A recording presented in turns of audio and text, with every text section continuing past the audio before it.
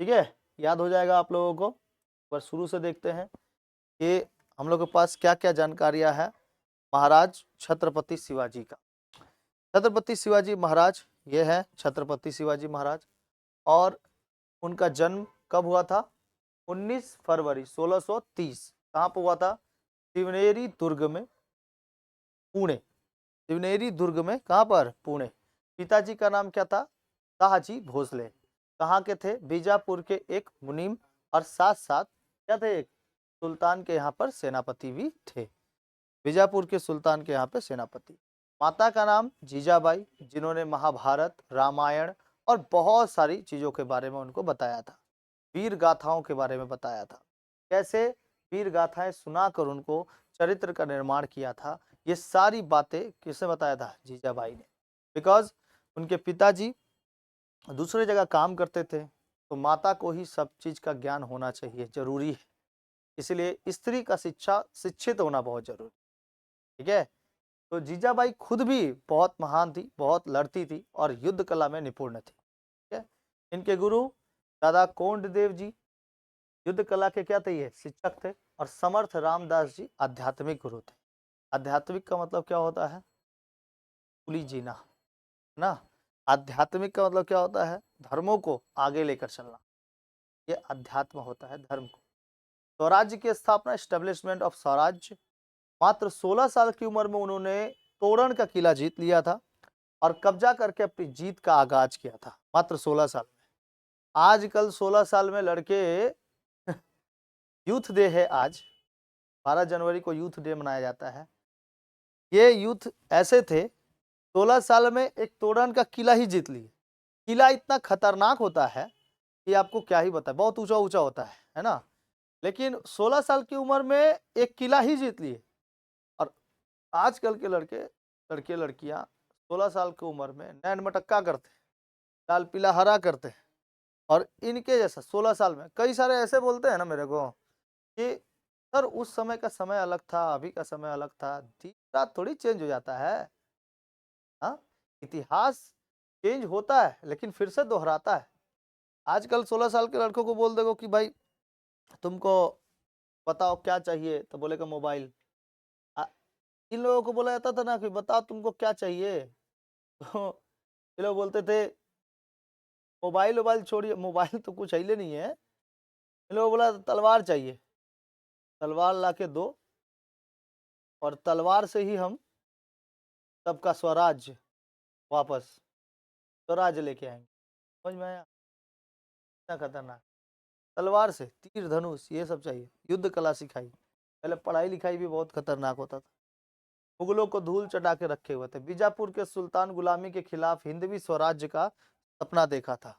मतलब मुगलों के खिलाफ और बीजापुर के सुल्तानों के खिलाफ, ये गुलामी के खिलाफ उन्होंने हिंदवी स्वराज्य कहा जाता है, मतलब हिंद के स्वराज्य। ठीक है, हिंद यानी कि हमारा भारत, भारत के स्वराज्य को देखा था उन्होंने। आज यहाँ पे है बीजापुर, यहाँ पर क्या है? बीजापुर। बीजापुर, गोलकुंडा वगैरह ये सब थे, वो इसी जगह पर थे बहुत ज्यादा। और यहाँ ऊपर साइड में है महाराष्ट्र। तो इन्होंने स्वराज्य का सपना देखा था, हिंदवी स्वराज का, और ये रही उनकी, ठीक है, छत्रपति शिवाजी महाराज को शिक्षा दे रही हैं। ये वहाँ पर फोटो है महाराष्ट्र में, शिवनेरी किला के पास। समझ में आया? आगे बढ़े, दिखाई दे रहा आप लोग को पूरा? तो उनकी माँ जीजाबाई देखो हाथ में पकड़े हुए तलवार। अभी तो कोई पेन भी नहीं पकड़ता है, ये लोग 16 ही साल में तलवार पकड़ ली। ठीक है, और किसका किला जीते थे? तोरण का किला। तोरण का किला जीत, ठीक है, उन्होंने कब्जा किया था वहां पे तोरण। इसके बाद छत्रपति शिवाजी भोसले, इनका पूरा नाम था छत्रपति शिवाजी भोसले। इनकी दो पत्नियां थी। एक पत्नी का नाम था साईबाई। 8 पत्नियां थी वैसे, लेकिन उसमें से दो को सबसे ज्यादा, उसमें से साईबाई को सबसे ज्यादा माना। तो साईबाई इनको, मतलब इनसे संभाजी हुए, रानूबाई, सखूबाई, अंबिकाबाई, ठीक है। ये है साईबाई। आ गया, और एगो सायराबाई। सोयराबाई या सायराबाई क्या, सोयराबाई मोहिते, सोयराबाई मोहिते, ये राजा राम, जैसे राजा राम का। तो संभाजी, रानूबाई, सखूबाई, अंबिकाबाई, क्या किनसे हुई थी? साईबाई से। का पूरा नाम था साईबाई निम्बालकर, निम्बालकर। इनका सोयराबाई मोहिते, सोयराबाई मोहिते, ठीक है। तो दो पत्नियां थी इनसे, तो सोयराबाई से राजा राम और साईबाई से संभाजी, ठीक है। मेन मेन याद रखना, संभाजी और साहू जी। यहाँ से राजा राम, फिर आगे बताएंगे, ठीक है। तो दो पत्नियों का नाम याद रहेगा, छत्रपति शिवाजी भोसले की दो पत्नी, छत्रपति शिवाजी महाराज या छत्रपति शिवाजी राजे भोसले पूरा नाम था उनका। तो साईबाई पालकर संभाजी हुए थे, और सोयराबाई मोहिते किसे हुए थे? राजा राम, ठीक है। छावा मूवी में देखना, इनके जाके लास्ट में पैर जाके छूते हैं, है ना। छावा मूवी नहीं देखे हो? उसमें देखना लास्ट में जब ये मर जाती हैं, ये जिंदा रहती है, ये मर जाती है, ये जिंदा रहती है, छावा मूवी में। तो संभाजी अपने माता को खोजते रहते हैं, तो अब उसके बाद ये उनकी दूसरी माँ रहती, तो इस वजह से ये चाहती थी कि राजा राम क्या बने, गद्दी पे बैठे, ठीक है। लेकिन संभाजी सबसे योग्य थे, राजा राम कभी गद्दी पे नहीं बैठना चाहते थे, लेकिन ये उनको चाहती थी कि बैठा दे, ठीक है। तो शिवाजी के मृत्यु के पश्चात संभाजी क्या बने? अगले छत्रपति बने, ठीक है। तो किसके बेटे थे? साईबाई पालनकर, ठीक है। और इनका सोयराबाई, तो साईबाई और सोयराबाई इसे याद राम रखो, साईबाई सोयराबाई, ठीक है। बाकी 8 पत्नियां थी और भी याद रखना है। शिवाजी का विवाह सन 14 मई 1640 में साईबाई निवलकर सई भोसले के साथ लाल महल पुणे में हुआ था। कहाँ पर हुआ था? लाल महल पुणे में। सईबाई भोसले शिवाजी की पहली और प्रमुख पत्नी थी। वह अपने पति के उत्तराधिकारी संभाजी की मां थी, और शिवाजी ने कुल 8 विवाह किए थे। वैवाहिक राजनीति के जरिए उन्होंने सभी मराठा सरदारों को एक छत्र के नीचे लाने में सफलता प्राप्त की। पहले का शादी कोई ऐसे वैसे नहीं होता, शादी होता था ताकि हम साम्राज्य को एकत्रित कर सकें, ठीक है। साम्राज्य को एकत्रित करने का बस ये मनसा थी कि साम्राज्य एकत्रित होकर साम्राज्य हमारा क्या हो जाए, बड़ा हो जाए, ठीक है। तो पहले भी प्रस्ताव रहता था शादी करके साम्राज्य को मिलाना, ठीक है, साम्राज्य को बड़ा करना। तो ये शादी उदी करके साम्राज्य को बड़ा करते रहे। वैसे भी एंशिएंट में भी जब आप पढ़ोगे तो एंशिएंट में भी बहुत सारे ऐसे जैसे चार ये लोग थे जो थे शादी करके अपने साम्राज्य को बढ़ाते थे, ठीक है। तो वैसे ही छत्रपति शिवाजी महाराज ने कितना दिया? 8 विवाह किए थे, लेकिन वैवाहिक राजनीति के जरिए, ये वैवाहिक राजनीति थी, एक राजनीति कूटनीति ये भी होती है कि विवाह करके उन्होंने अपने सभी मराठा सरदारों को एकजुट कर लिया था, ठीक है, मराठा सरदार। लेकिन 2 गो नाम आपको हमेशा याद रखना, साईबाई और सोयराबाई, साईबाई। इसमें आपको ये वाला वीडियो अभी दिखाते हैं आपको, क्या महत्वपूर्ण सैन्य घटनाएं इसमें हुई थी, मेजर मिलिट्री इवेंट्स क्या हुए थे? अफजल खान का वध हुआ था 1659 में। बीजापुर के ताकतवर सेनापति थे, नाम था उसका अफजल खान। शिवाजी को बहुत ही चतुराई से अपने पास बुलाया, बोला कि हमसे संधि कर लो, तुमको बख्श दिया जाएगा। कहाँ पर? बीजापुर में। क्योंकि याद करो अभी ये बताया कि बीजापुर में ही सबसे ज्यादा इंपॉर्टेंस थे कि हिंदवी स्वराज्य बनाना है, बीजापुर को लेकर पूरा। अब बीजापुर पे अत्याचार बहुत ज्यादा होते थे, तो पिताजी उनके घर चले आए थे। जब देखे कि भाई अत्याचार बहुत ज्यादा हो रहा है तो घर चले आए थे। इस वजह से उन्होंने अपनी बहुत ही खतरनाक चतुराई से अपने हाथों में बाघ नख पहना हुआ, और जब अफजल खान उनको मारने के लिए जाता है तो वो क्या करते हैं ना, अफजल खान क्या करता है, शिवाजी को ऐसे पकड़ लेता है, बांध लेता है, इसे ऐसे बांध लेता है। और अफजल खान बहुत लंबा रहता है, बहुत लंबा, शिवाजी से बहुत लंबा था। हाँ, मतलब ग्रेट खली था वो। खंजर से देखे मारता है बहुत जोर से, ठीक है, लेकिन पीठ में लगाए रहते हैं अपना कवच बहुत बढ़िया सा। तो वो जब ही मार रहा था तब छिटक के निकल जा रहा था। बोला भाई लग क्यों नहीं रहा इसको? अब अपने हाथ में पहने हुए थे बाघ नख, सामने की तरफ ने मोती लगा हुआ था, हीरा, यहाँ से लेकर यहाँ तक, तो उसमें 2 ही गो था। तो इसने सोचा कि यह अंगूठी पहन के आया है। अफजल खान ने सोचा कि अंगूठी पहन के आया, मार दे। पूरा यहाँ पे ऐसे पकड़े और किडनी के 60 निकाल दिए सर। ठीक है, तो चाकू लेकर, उसी का चाकू लेकर ऐसे पूरा फाड़ दिए पेट। समझ में आ रहा है? पूरा पेट ही फाड़ दिए। बोले बेटा तुम हमको मारने चले हो? हाँ, सब चीज यहाँ दिमाग लगा सकते हैं।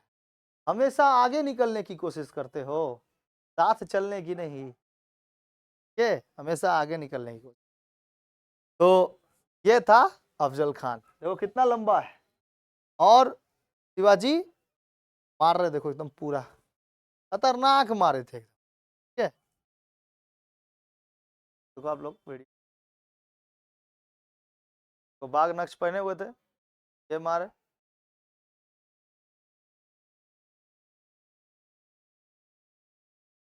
एक सीरीज है, बाघ नक्श देखा?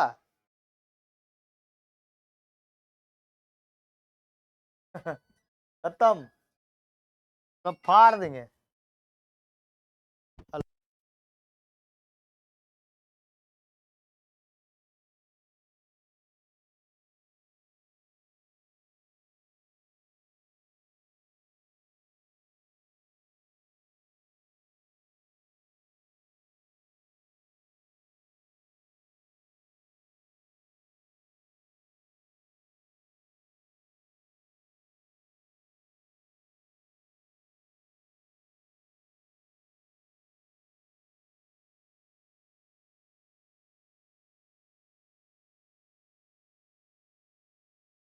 बस इतना छोटा सा रखे थे ताकि एकदम वीडियो आप लोग के दिमाग में घुस जाए।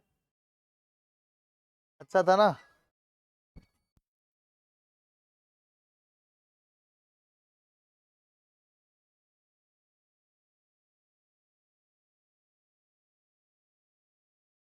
बाबू, वीडियो समझ में आ गया आप लोग को?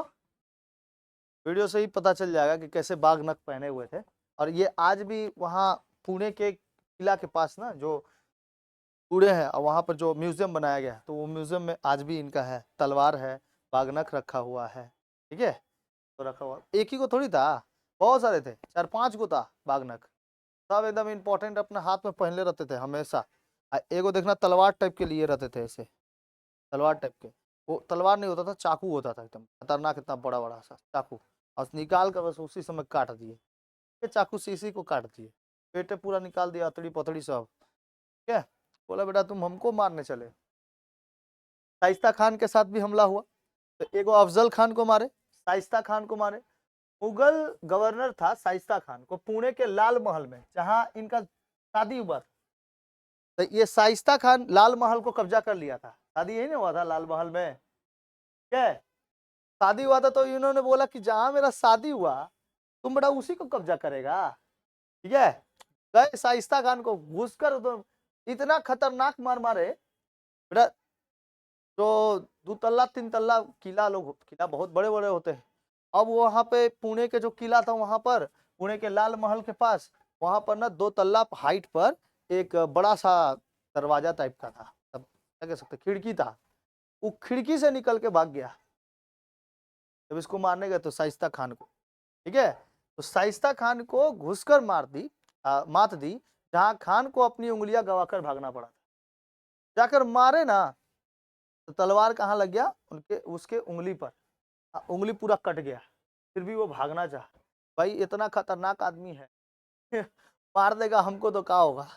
देखे यहाँ पर आई शाइस्ता खान अपने कई सारे सब महिलाओं के साथ था, आइए गए मारे, देखो कितना दूर के ऊपर से खिड़की से कूद रहा है। ठीक है, हाथ में लगता है, पूरा उंगली नीचे, पांचों का पांचों उंगली नीचे। ठीक है, इतना मार मारे। इसके बाद फिर भाग जाता है, ये भाग जाता है। तो इन्होंने, छत्रपति शिवाजी ने उसके बाद सूरत में 2 बार आक्रमण किया, सूरत में। तो शाइस्ता खान को एगो मारे और एगो अफजल खान को। शाइस्ता खान तो भाग गया, इसके बाद सूरत जाके लूट लिए, सूरत। तो सूरत 2 बार आक्रमण हुआ, 2 बार। और इसमें लूटा, पहला जनवरी 1664 में, 5 से 8 जनवरी है लगभग, और दूसरा अक्टूबर 1670 में। से 4 अक्टूबर में, जिसमें मुगल साम्राज्य को भारी आर्थिक नुकसान हुआ और मराठा खजाने भर गए। एकदम खतरनाक भरा खजाना, इतना सारा खजाना कि लिया के रायगढ़ के किला में रख दिए। और अगर औरंगजेब देखते रह गया, बेटा कौन आदमी है भाई, हाँ पकड़ के लेके आओ इसको, पकड़ के लेके आओ। शाइस्ता खान को मार दिया, बताओ, अफजल खान को मार दिया, शाइस्ता खान की पत्नी रो रही है उसके बिना, ठीक है, खतरनाक। इसको तो ढूंढ ही रहे थे, नहीं मिलाई। के बाद सूरत में जाके 2 बार आक्रमण करके उसको जीत ली। और वहां के किला से बहुत सारे नुकसान हुआ उन लोग का, मराठों का, ये सॉरी मुगलों का। और वहां से लाकर एकदम सोना चांदी के जवाहरात के सब सिंहासन फिंहासन सब लिया के करके किले, ठीक है। छत्रपति शिवाजी, देखो यह है गुजरात, गुजरात का तट वाला इलाका, सूरत, सूरत वगैरह वहां पे लूटे थे। और ये देखो बैठे हैं शिवाजी, करो छत्रपति शिवाजी। देखो यहाँ पे खजाना वजाना सब रखा हुआ है, समझ में आया। वीडियो बहुत मस्त बनाया है, फोटोज के साथ एकदम। ये देखो सब उतरे थे तब, क्या वहाँ पर लोगों ने जब देखा कि भाई छत्रपति, तब लोग उनका स्वागत करना चालू कर, फल फूल मिठाई बहुत सारा चीज को खिलाना चालू कर। बोले कि आप यहाँ पे रहेंगे राजे, राजे बोलते तो, राजे आप यहाँ रहेंगे, आप हमारे घर चलिए, आप हमारे घर चलिए। तब सूरत में उनका स्वागत किया। बोला नहीं, मुगलों का बहुत ज्यादा लूटा हुआ धन, आप लोग से लूटा हुआ धन उन लोग के किले में है, हम उसको लूटने आए।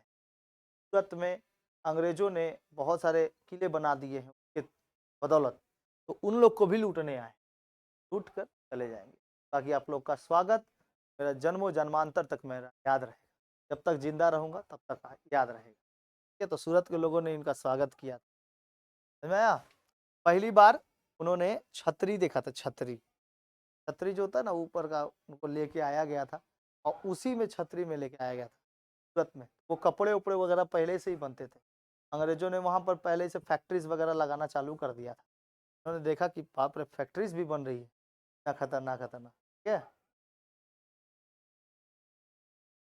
आगरा के कैद से पलायन हो गए थे 1666 में।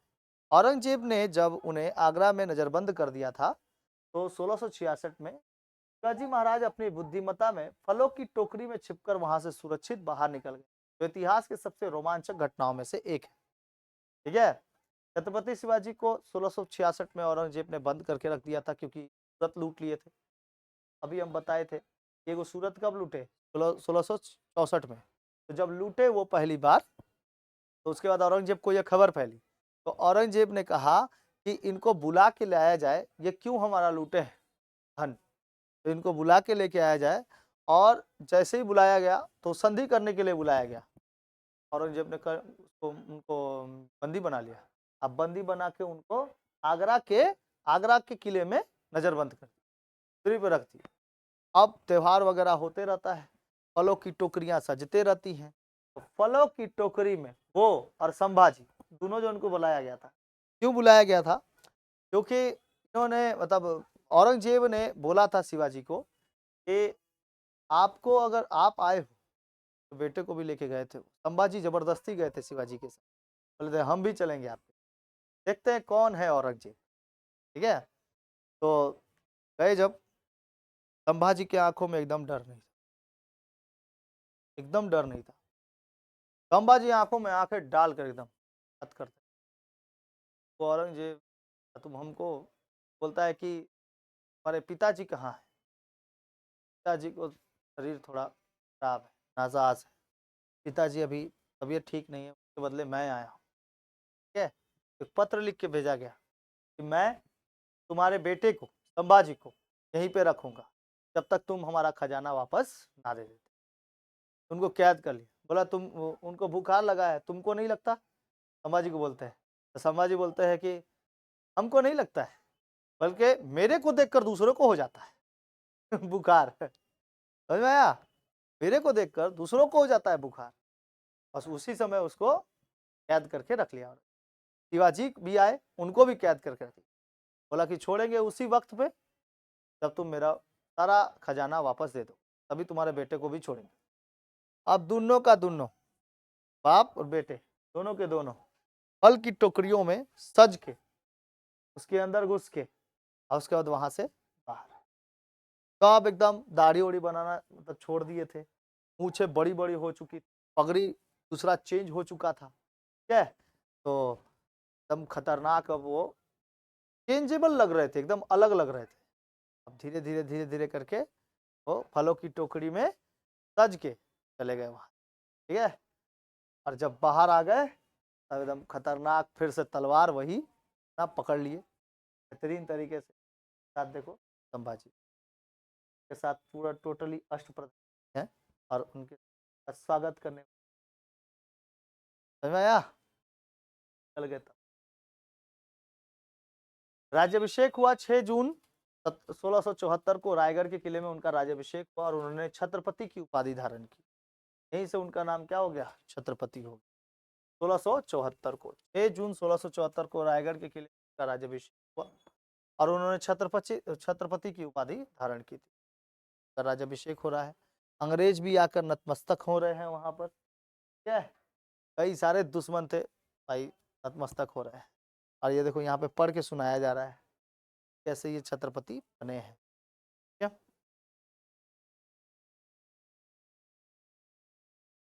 समझ में आ गया।